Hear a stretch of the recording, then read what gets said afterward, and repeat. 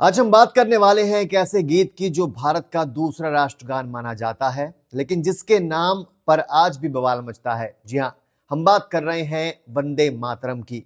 कभी स्कूल में जबरदस्ती गवाने को कहा जाता था तो कुछ बच्चे गाते नहीं थे और फिर शुरू हो जाता था हंगामा। तो आखिर इस गाने में ऐसा क्या है जो 150 साल बाद भी विवाद खत्म नहीं होता? आज पूरी कहानी इस वीडियो में बताते हैं, शुरू से लेकर अब तक। चलिए शुरू करते हैं वीडियो। गीत का जन्म कैसे हुआ? सबसे पहले तो यह जान लो कि वंदे मातरम कोई आम गीत नहीं है। इसे लिखा था बंकिम चंद्र चट्टोपाध्याय ने। साल था 1875 के आसपास। यह गीत सबसे पहले उनके उपन्यास आनंद मठ में छपा, जो 1882 में आया।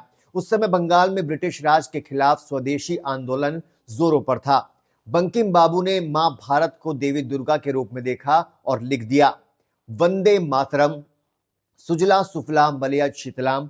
लोगों ने इसे सुना और आग लग गई। 1905 के बंग भंग आंदोलन में यह गीत स्वराज का नारा बन गया।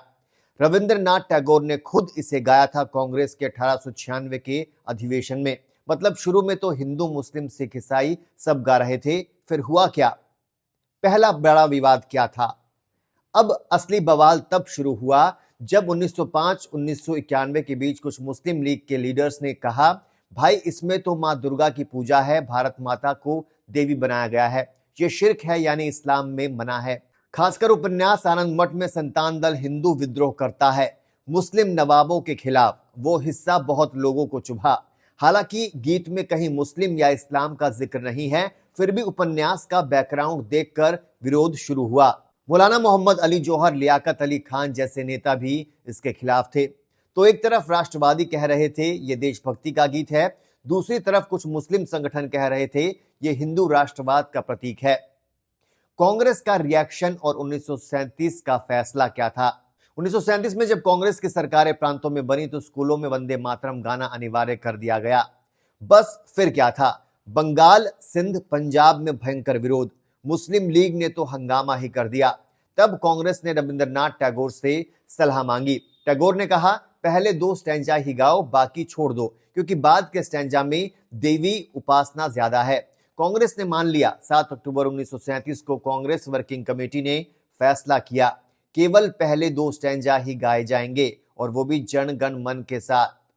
बराबर का दर्जा नहीं, बस राष्ट्रगान की तरह कभी कभी। मुस्लिम लीग को यह भी मंजूर नहीं था, वो तो पूरा गीत ही बैन करना चाहते थे।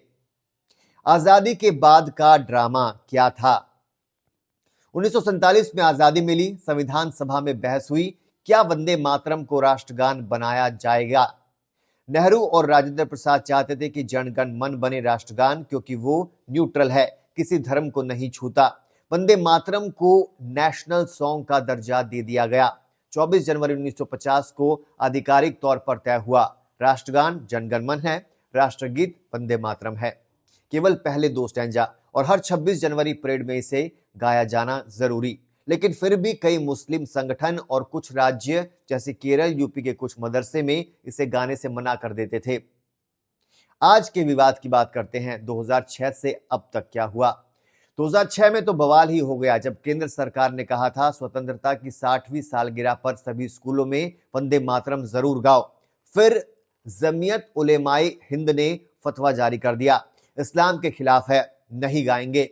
2017 में मदरसों में भी जबरदस्ती कराने की कोशिश हुई तो सुप्रीम कोर्ट तक बात गई। कोर्ट ने कहा, देशभक्ति जबरदस्ती नहीं थोपी जा सकती, लेकिन स्कूल में गाना कॉन्स्टिट्यूशनल है, कोई धार्मिक आपत्ति नहीं मान्य। फिर भी कई जगह आज भी बच्चे नहीं गाते तो टीचर डांटते हैं, हंगामा होता है। कई लोग कहते हैं, अगर जन गण मन गा सकते हो तो वंदे मातरम क्यों नहीं? तो दोस्तों, कुल मिलाकर विवाद यह है कि एक तरफ लोग इसे देशभक्ति का सबसे पुराना प्रतीक मानते हैं, दूसरी तरफ कुछ लोग इसे हिंदुत्व से जोड़कर देखते हैं। लेकिन सच ये है कि बंकिम बाबू ने यह गीत अंग्रेजों के खिलाफ लिखा था, ना कि किसी धर्म के खिलाफ। आप क्या सोचते हैं? कमेंट में जरूर बताएं।